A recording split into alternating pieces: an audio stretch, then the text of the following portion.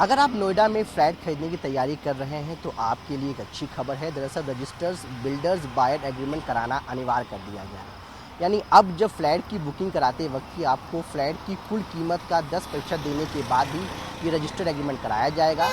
इसके अलावा रजिस्ट्री के समय दिए जाने वाला स्टाम्प चार्ज भी अब आपको शुरुआत में देना होगा।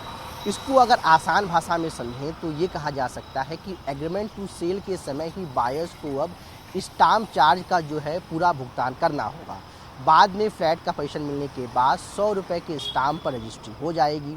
इसका ये जो सबसे अहम लाभ बताया जा रहा है वो ये है कि अब बायर्स के पास अपना एक लीगल डॉक्यूमेंट होगा और इसके तहत अब जो है बिल्डर्स मनमर्जी करते हुए बायर्स का जो फ्लैट है वो कैंसिल नहीं कर पाएंगे, क्योंकि अब बायर्स के पास भी अपनी कानूनी लड़ाई लड़ने के लिए एक वैध डॉक्यूमेंट होगा।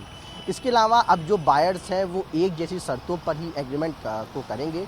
वहीं जो रजिस्ट्री विभाग है उसको अब जो है शुरुआत में ही पूरा स्टाम्प चार्ज का पैसा मिल जाएगा।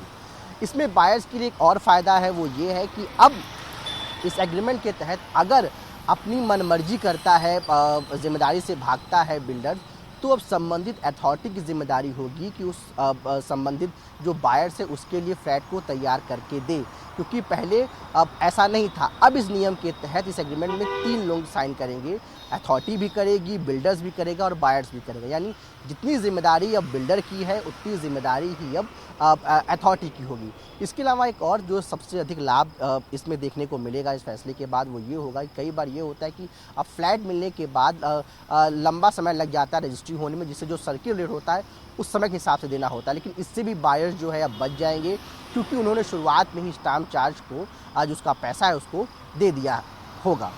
नई दिल्ली से NTV इंडिया के लिए पल्लव मिश्रा।